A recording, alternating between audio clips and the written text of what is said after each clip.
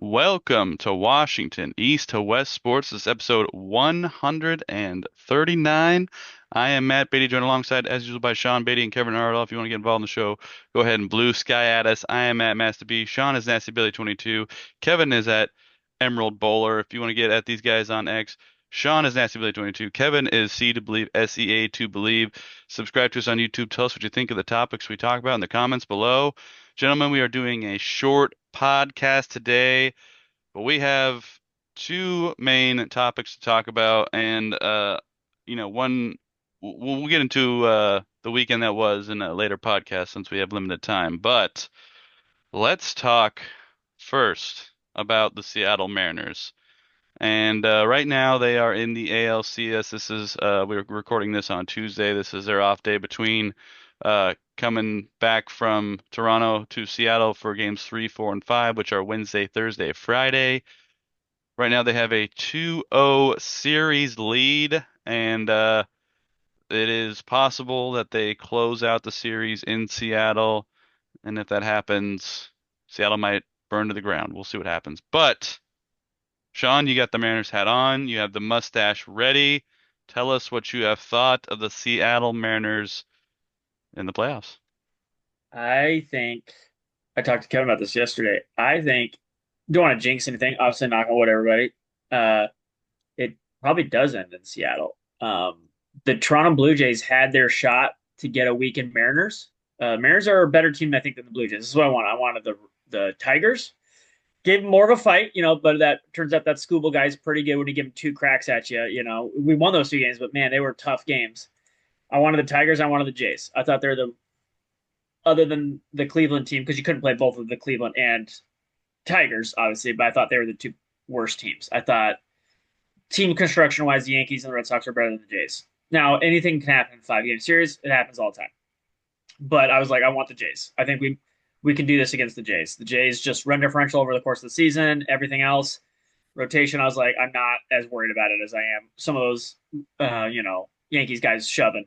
And they caught an out of 15 inning game where we had to use three starters, going our Bryce Miller because our other starters hurt, and they should have had it. And losing both of those games, and now unfortunately, again, I was telling Kevin, they now get a fully healthy Kirby and Luis at home, fully rested bullpen. Being blown out in game two was literally worst case scenario. They didn't have to pitch Gabe Spire, Matt Brash, and Munoz. And again, I saw the stat: Munoz and Brash, 13 innings, 14 strikeouts, one earned run in the playoffs. Game ends when you get to the eighth inning with the lead with the Mariners. That's basically it. And Gabe Spires, other than freak, home run to Carpenter, is nails in the seventh. Like you after the sixth inning and you are down to the Mariners starter, it is really the odds are not in your favor as Hunger Games would go. So it is just, and if the bats can just wake up just a bit and get you like 4 runs, it is going to be a problem. And it has been a problem for the Blue Jays. It has been a real problem for the Blue Jays. I just don't see how. Yeah, they're probably going to get one. They might get two and force back to Toronto, but like it's just they're going to throw Bieber and old man Max Scherzer against Kirby and Lewis. They're already behind the matchups, right? Agreed across the board. Like Kirby versus Bieber and Luis at home versus Max Scherzer. Like that's and Cy Young Max Scherzer's not coming out of that bullpen. Like it's 40-year-old Max Scherzer. Like still not a nobody, but he's not prime Max Scherzer. So I just and bullpens obviously we talk about it later. It is what it is. But like, man, I'm feeling like a Mariners fan, but man, I'm feeling real good right now. We've got everything lined up the way we should, and you've just got to close it, Mariners. That's it. Just got to close it. Kevin, what have you thought of the Seattle Mariners this postseason? It's just awful. They need to step it up. They've just been sucking so bad. Like I expect every win by like 18 runs minimum. No, yeah, the Tiger series was there were some ups and downs to it, that's for sure. Some moments that we kind of helped the Tigers, and then there were some moments that we looked really good. Yeah, it turns out Scooball is really good. Uh, but yeah, essentially the main topic going right now with A or excuse with the Jays. Let's say the Jays. Um, very impressive, honestly, to begin with. Bryce Miller looked just naughty, real freaking naughty. Um, Especially coming off of 2 days rest, and then bullpen was lights out, which is what you want to see. Uh, Like to Kevin's point real quick, they weren't lights out. After the first inning where Bryce Miller gave a leadoff home run, walk out, and a walk, they recorded what 25 of 26 batters were retired in order after that. Like it was like the most domination you could dominate. yeah, Like it was domination. yeah. So, um, and then yesterday's game.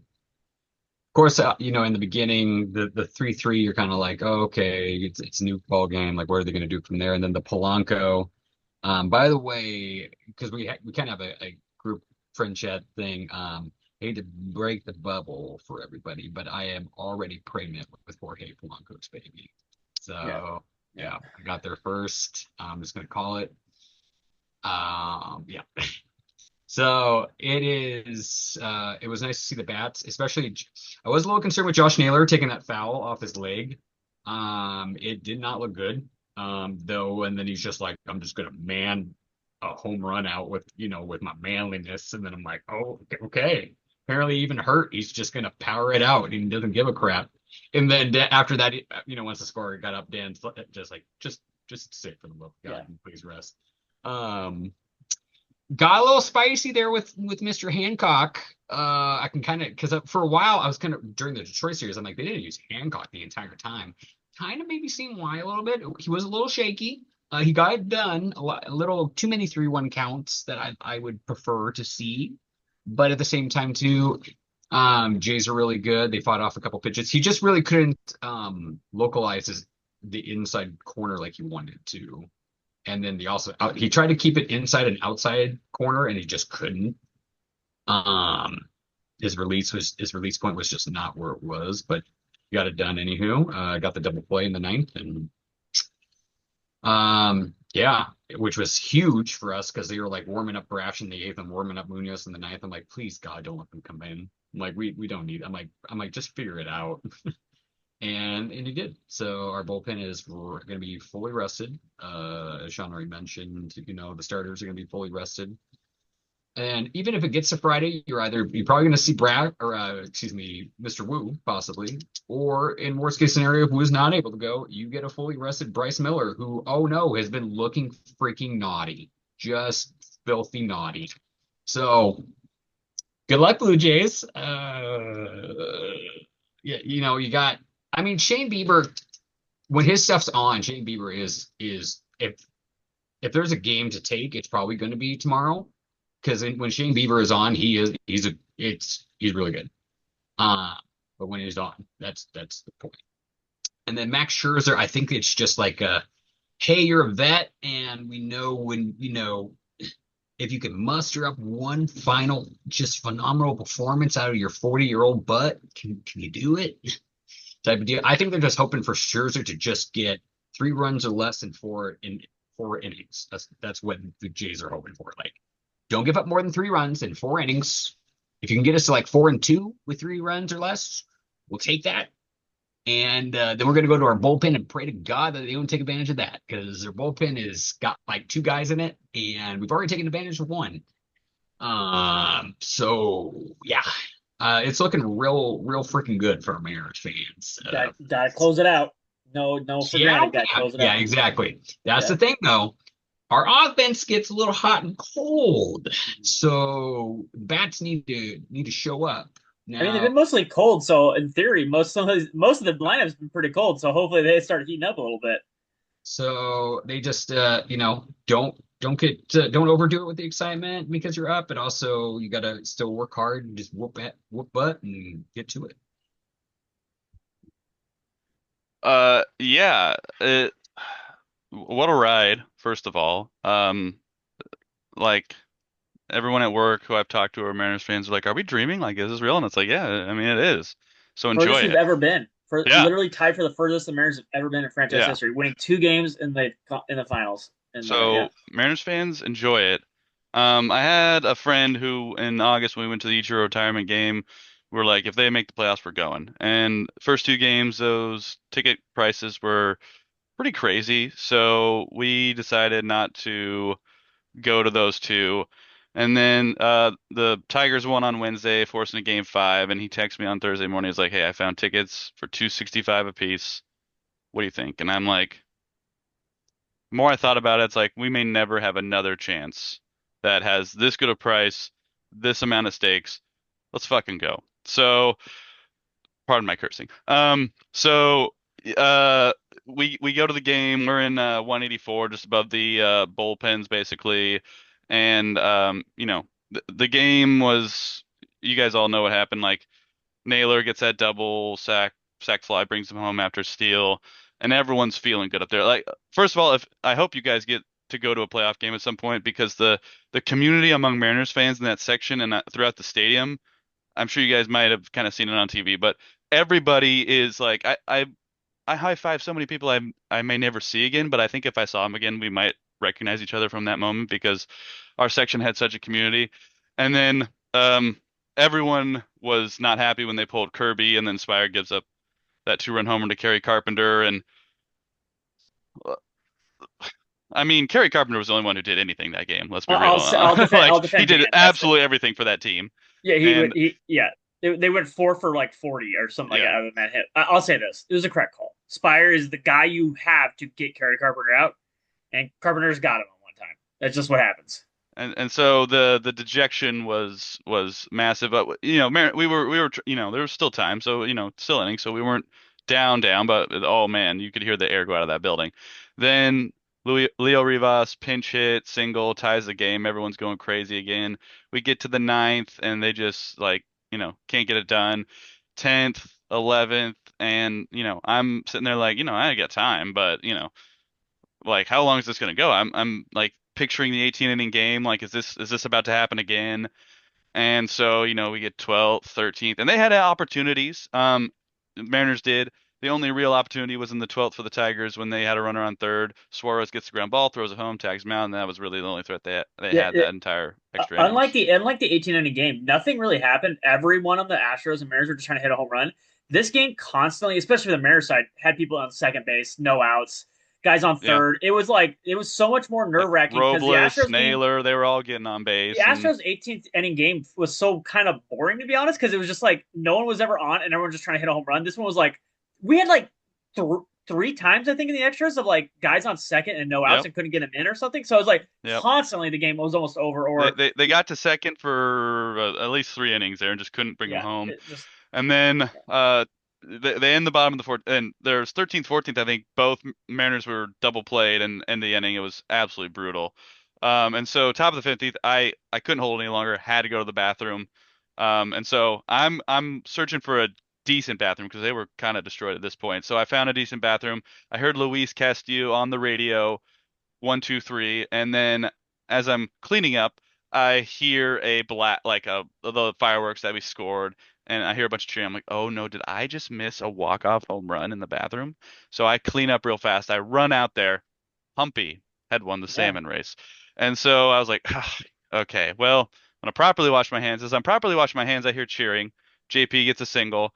As I get up there, Randy gets hit. First and second, no outs. Cal gets up with that sac fly. JP's on third. Everyone is like, this is it. This is it. And walk Julio and Jorge gets up there, and Jorge had some good at bats. Like he wasn't getting on base really a whole lot, but he had some good at bats, and you felt everyone in there felt that energy. 3-2 pitch, and then the place goes wild. I lost my voice for screaming the whole time, and it's the greatest game I've ever seen. The greatest game I've ever seen in person. And Well, I hope both because of you, Humpy won, right? well, because Because Humpy Humpy won, won. Yeah. and I mean that's never happened before. So 3-0 since Humpy, yeah, undefeated in the Humpy era. yeah. Just let you know. I So I mean, think Humpy might win a few more races when they come home these next three games, but I hope both of you get to experience a playoff game at some point because the atmosphere is just crazy. It's like, especially in a winner take all game, like I'll remember that for the rest of my life. Like that's absolutely what will happen. So, and to see them pull these two games out in Toronto, like you you just gotta Like I'm walking around just happy all the time right now. Is Like, this and the it's just because of the season? Is Mariners. this the So season of the Etsy Witch and Humpy? Is this just like what's gonna it go in the lore for the Mariners? it So like might. even with the Mariners, like John Boys and Alex, like they did that thing of like the Mariners are the weirdest franchise. If like there's every team, let's just say they go to the World Series or win it for the first time. The Mariners can't even do that normally because it's built off of a literal witch that was paid online and a fish that never wins, like a humpy. Like that's still the Mariners. They're gonna win weird. It's just still gonna be super weird. The Mariners are the opening quote. The Mariners, they're just mostly the weirdest organization you've ever seen, and they are clearly still the weirdest organization on the planet. Yeah. But And they're awesome. They're so awesome, right? They're just weird and yeah. awesome. Yeah. And I'm not gonna say that this series is over by any means, but No, I'm very happy with where we're sitting right now. it, it, So it is it is looking good for the Mariners. it is looking good. The Jays would be foolish to not think they're in a little bit of trouble right now. Yeah. Like Yeah. they're gonna get Furious George at home in Game 3. I mean, it's kind of a must win, right? You don't want to go down 0-3. Like You would assume so. Yeah. I mean, you there got has been teams that done it, but you don't want to be in that position. you So yeah so yeah, just super happy. So 3-4-5 in Seattle for the ALCS, and then if necessary, I think it's one day off and back to Toronto if necessary. Is yeah that correct? Okay, one day so off and then boom boom. yeah, so we'll by next podcast we might be talking World Series. We'll see what happens. So yeah, anyone else got any thoughts on the Mariners before we move on here? Nope, Dodgers went up 2-0 tonight though, so looking like David's got to slay Goliath, or right? Yeah, David's got to slay Goliath. Yeah, And it assumes if it's Dodgers Mariners, we're gonna get probably 5 o'clock starts because they're not gonna start it too late for the East Coast, I would assume. So 5:30 maybe. yeah, You that's could that's sneak. fine. You could sneak a six in there. They probably might do six. They've Now done 9 o'clock starts on the East Coast already that's this true. That's postseason. true. So I just no more of this afternoon game. I don't want to have to try and watch the game at work, please. Like I it's fine because I can, but I don't want to, especially if I'm in the office. Like, the, please avoid that, that's the issue. MLB. That see, you should have been rooting for us to play the Yankees because if it was the Yankees, we're at a good time. But the problem is, it's like Toronto Mariners or the Dodgers in prime time. Well, Well, they're yeah, gonna of put the course, gonna put Dodgers the in Dodgers prime in time. prime time, So we obviously. should have been Yeah, rooting for the Yankees to yeah, win, so we would get the best slots. Because we don't. Sorry, Toronto, but like, I'm sorry, MLB's like, I want the Dodgers in prime time. yeah. I get it. I get it. Bigger market, all that fun stuff. Yeah. But yeah, we will see what happens with the Mariners. Let us know what you think. Go ahead and blue sky at us. I'm Master B. Sean is NastyBilly22. Kevin is Emerald Bowler. Subscribe to us on YouTube. Tell us what you think in the comments below. Let's talk about the Seattle Seahawks. They have had 2 games since our last podcast.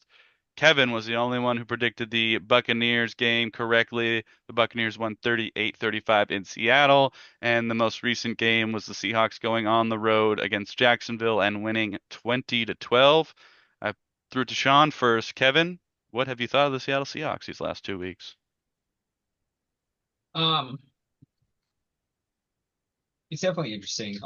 You can kind of tell that our defense during the Bucks game, we had several people out. Spoon was out, Love was out. And then the backups were just not prepared for what we were going up against with that Bucks offense. Egbuka is for real. He's a pretty dang good receiver. And honestly, just that system with Baker and it works. You also saw it this past week against 49ers. Like it, they do good. He's mobile enough to where he can just flush out of the pocket, extend drives with his legs, or just throw it downfield and stuff along that line. And we just weren't really prepared for it with the backups that we had. Reek, I don't know if he played hurt during that game and then got hurt. I don't know. I watched the condensed version. But he didn't look great. Didn't Nehemiah he get a Pritchett, concussion? I think I yeah, think he was so. still Nehemiah out. Pritchett, He was out this yeah, week or something. yeah, he was out during the Jags game too. Yeah. Yeah, Nehemiah Pritchett didn't look great. He got burned pretty often. Um, yeah. So I mean, to be fair to Pritchard, he is like the sixth corner, seventh corner. yeah. So I Um, mean, you're starting your sixth corner. Probably not going to go well. But yeah, to your point, did not look good. yeah. The offense, however, with Darnold and in the air looked pretty dang good. Both games, to be honest. Darnold's been very, very efficient. And if he continues what he's continuing now, offseason's going to be very interesting. He's doing continuing kind of what not the exact of what he was doing in Minnesota, but he's doing pretty good, especially with a lot less talented weapons. Like I mean, you have essentially the best receiver in the league, Justin Jefferson, and then better O line and stuff along that line. Um, the Jags game, they were way better prepared with the backups to have a game plan, and you saw the results. It looked pretty dang good. That last touchdown, for what I could see, I only got to see the first half. I mean, I was watching, but I was at like a bowling alley, so I couldn't hear anything. And then, from what I could tell, they got couple lucky. Jags got a little lucky things going their way, and but they didn't look good. The Jags did not look good. We looked good in the first half. Our second half offense did not look good. We couldn't run the ball, to be honest. And then they tried to run the ball, which they did a little bit in the second half. But at the same time, too, like if you're burning them, just burn them. I get you're trying to do clock management, but like if you're scorching them through the air, just put the numbers up on them. You just made it get a little bit closer than what I felt comfortable with. But defense kind of held out. The only thing I have to talk about is essentially why is Anthony Bradford still on this team? He is god awful. He's probably the worst O line, one of the worst starting O linemen in the league, if not the worst. I don't have access to PFF or anything, but like I find myself every play now like watching him do nothing. I wanted to use the words attempting to block, but he's not. Like, I've literally watched him fall down several times. He just literally, like, as the ball gets hiked, he goes into a stance and falls forward on his knees. And it's happened multiple times in games. He gets bull rushed often. People just push him off to the side, and he attempts to do double blocking, but it's not actually double blocking. It's just one blocking by Abe Lucas and then or the center, and then he's just standing there like with hands on it, but he's not like putting force or anything. He's just like, I'm doing stuff. Why we're not throwing our backups in there, I don't know. Because they would be better. It's not even a question. They would be better. Anthony Bradford just is terrible. So like I need to see something changed at right guard within the next couple of weeks, or else I'm going to be asking McDonald like, what are we doing here? It's oh god, especially if Abe Lucas. I think it's going to get Abe Lucas hurt. To be honest, I think his just lack of any like you could just put a teddy bear out there. It'd be better. Honestly, you could just go into any random McDonald's and find a customer like a 3-year-old. You could find a 4-year-old girl. She'd probably be a better right guard. Right? Just saying. So yeah. So I mean, with the results, what were you 4-2? 4-2. Yeah, I'll take it. So Yeah, the Bucks game. I mean, we did lose. We had a chance to win the game. We had the ball, tie game, less than a minute left. I like that. Bad bounce, interception, and it goes the other way.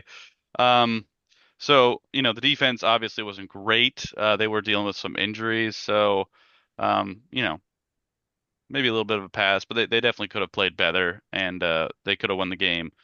But the Bucks. I think the Bucks are for real this year. I think Baker's the MVP at this point, so I'm not really super upset with that loss because that is a game where it really could have gone either way. It just went the wrong way at the end, and you end up losing. So I'm not super upset with how the defense wasn't great, but the offense looked great, and they had a chance to win the game. So not super upset about that. The Jags game, they they played good. Um, JSN is just, this is last year maybe was his coming out party, and this is his solidification as like one of the best wide receivers in the game. Like he looks great out there. Him and Sam Darnold have a nice rapport. So it's great to see that. And um, like Kevin said, the offense was great in the second half. They were up going into half, and they scored right out of halftime to go up 20-6, and then it seemed like they kind of took their foot off the gas, which I'm not a super huge fan of. But they did enough to win the game. The defense definitely played much better against the Jaguars, and that pass rush was getting home quite a bit. They are banged up in the secondary. Julian Love and Witherspoon have been out the last couple games. Hopefully they can come back healthy. And if they can't come back for this next game that we'll talk about in a little bit, they do have the bye week after that, so hopefully they can get healthy a little bit. Um, the offense, I'm at this point I'm very happy. Obviously, the offensive line issue that Kevin mentioned. Need to get that addressed at some point. But overall, I like the way that this offense is running. Sam looks efficient out there. He's really not turning the ball over that much. So, um, you know, we talked about what Sam Darnold we're going to get this year, and I think so far we've gotten the Minnesota Vikings version. And if he keeps playing like this, I I don't see any reason to go away from him.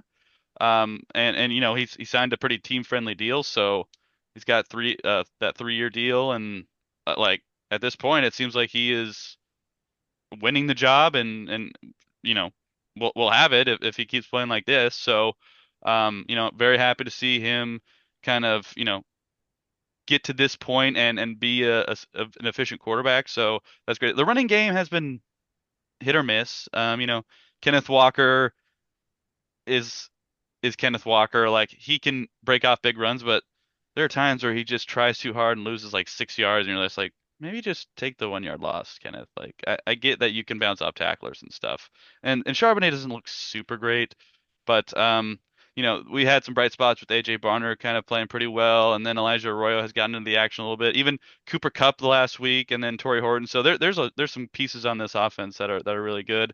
And then the defensive line looks pretty solid, like Leo and Byron up there, and Uchenna Nwosu has looked great. So, this the rushing the quarterback, it looks really good, and you could argue one of the best in the league. So, once the secondary gets healthy, let's see how this defense can fully play at their full strength, and we've seen it a few times this year. But 4-2 at this point in the season, super happy. Sean, what do you think? Um, Bucks was a shootout last team to really like get a solid drive or make one mistake was going to win it. And that's just what it came down to. It's kind of a coin toss game. Who was going to lose it? And they did. I think the Seahawks deserve to lose it because anytime you give up 11 yards of drop back, it doesn't really matter how good you're playing on the other side of football. You have to help out the other team's quarterback to do that. The Seahawks had 3 instances where it's 3rd and 15 or more, and the Bucks converted all 3 of them. That's not on the offense. Like you convert one, but when you convert all 3, I'm like, that's probably on the defense a little bit, like to allow some of that. No matter how good an offense is playing, you should probably get off when it's 3rd and 18. Probably get off the field. They did not. So, but all things considered, Bucks are a solid football team, and they beat the Jags again. It was 8 points, but they pretty much handled that game. It was not as close as the score indicated. They had it under wraps, and it was a pretty comfortable win with it technically being a one-score game. So it doesn't matter how bad your secondary is if you get like what was it 6 sacks during the game. I think that's what they finished with. Something So like I mean, that. if you get 6 sacks, doesn't really matter how bad your secondary is. So if Trevor Lawrence is getting hit in the face every single time, doesn't really matter. And the one score that the Jags did have was only a miscommunication. That's how they scored their touchdown. So, and at least it was to my fantasy player. So, my fantasy player scored, and I was able to win that week, and the Jags lost. So it was like a perfect thing. Although I do have Kenneth Walker in the other 2 leagues, and that really did screw me. But should have handed off some more. I'll say this: I think you guys are underselling it. So, the Seahawks are really good. Like Sam Darnold's really good. Like, they're the number one DVOA team in football right now. That is a thing that measures offense, defense, special teams, and strength of schedule. So their opponent's skill and everything like that. So like if you're beating up bad teams and barely beating them, you're not going to be very high on this list. You have to be beating the good, like you have to beat up the bad teams really bad. And if you're going to lose, because every team has lost a football game already, it's got to be like a closer to a good team. And the Seahawks have lost to the 49ers and the Bucks, who are both 4-2 and are good football teams. Like, right? That's pretty, but well, win healthy, obviously, for the 49ers. But yeah, like they're pretty objectively good football teams. And they lost one score games at the final seconds. So, but the other three games, they beat the crap out of the Steelers, beat the crap out of the Saints, beat the crap kind of out of the Jags. Again, looks closer, but then won a weird game against the Cardinals, and everything in that happens in that stadium is weird. So like, but they won it. So I have a stat for everybody here. The best 15 teams since 1978, according to DVOA. Want to guess where the Seahawks rank as a 4-2 team? For the best 4-2 teams in football history till 78. They rank second all time. The best 4-2 team of all time. All the other teams went to the playoffs at minimum. Every single one, except for two, because that's the current Detroit Lions and the current Rams. So they're also on this list. But yeah, that's the case. And then according to highest DOVA total score, which is the Seahawks are again number one in the league, after incorporating all three phases since 78, they are the seventh best team of all time. The worst team went on to finish 12-4 out of all those teams, except for the 98 Raiders or 95 Raiders who went 8-8. Every other team won or lost the Super Bowl on this list. And that includes the Seahawks, except for those Raiders who didn't even make the playoffs. So that's more, I think, says more about that Raiders team, which is an anomaly, versus like, it says like, if you're on this list, you're very, very, very good at football. So the Seahawks are on a list with like very elite company, meaning like basically like this team is clearly good enough to go to at least a division round right now. None of the teams on either list lost before the division round that I mentioned on either of those two lists, and they do not incorporate a lot of the same teams. So, because most on the second list were not even 4-2 teams. So what I'm saying is like in the annals of football history, this Seahawks team in efficiency and what they're doing is very, very, very good. Sam Darnold has been. I mean, Matthew, you could obviously make a case, I think, honestly, for Sam Darnold to be the MVP as well. He has been very good at football. Like objectively, just I can't believe it. Like honestly, like I was like, man, if he's good, like you just write out this 3-year deal. I'm like, if he's this good, you sign him to 8 more years because I don't want him to go anywhere. Like because he's only 28 or 27. Like I can't, but I didn't think in my wildest dreams he'd be this good. Like at this point, like. And again, we're 6 games in or whatever it is. So we got a lot to go. And I'm obviously kidding about signing him to extension. He's here for 3 more years. We got 2 more years to wait on this thing before I have to do anything about it.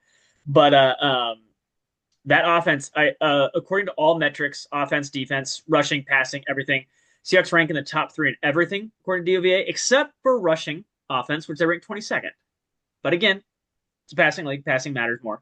And that's what's going to carry you. So they just need to be a little bit more efficient. To Kevin's point, Kevin likes to be funny and exaggerate.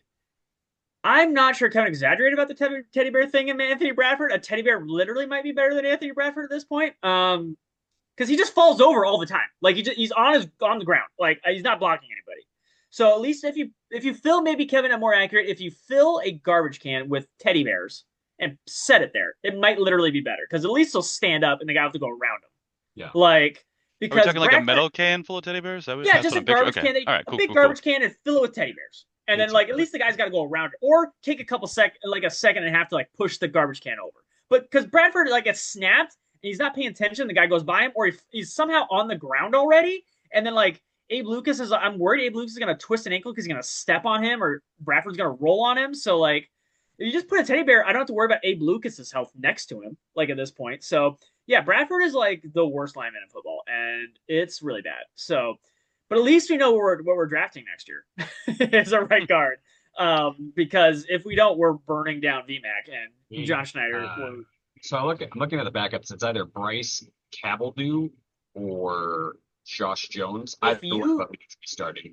If you don't like either of them, there has to be someone on a practice squad that you're willing to like, let's roll the dice. You know what I mean? Like on someone else's practice squad, you gotta be like, what is out there that we can roll the dice with? Because Bradford just ain't doing it. We don't have a guard on the practice squad. No, I mean like on another team's because you could sign them off But the other team's practice squads. All right, quickly, we're running out of time. Texans at Seattle, Monday Night Football, 7 p.m. ESPN. Then they have a bye. Let's get some quick predictions. I don't think the Texans are really that good, so I think this is going to be an actual blowout. I'm going to go 28-13 Seahawks. Sean? Texans are actually a pretty solid team, but it's going to look largely depend on how healthy our secondary is. I think the secondary is going to be healthy, so I say we win 27-10 because our secondary is healthy. Kevin? um, yeah, Houston's defense is a little bit better than what people expect too. It's not crazy, but it is better than what a lot of people. Yeah, yeah. Those if Sam Darnold, it's just going to depend on protection. Like I said, just put back up. But I'm going to say 30, 30, 14. All right. Well, let us know what you think of the Seahawks. Go ahead and Blue Sky S. I am at Master B. Sean is Nasty Billy 22. Kevin is Emerald Bowler. On X, Nasty Billy 22 for Sean. C to believe for Kevin. SEA to believe. Subscribe to us on YouTube. Tell us what you think of the comments and the topics we talk about below. We might be back next week, but we'll definitely be back in at least 2 weeks. So we got a short episode this week, and what a great weekend for Seattle. And we'll see you next time on Washington East to West Sports. Bring back our Sonics so the weekend's even better. That's right.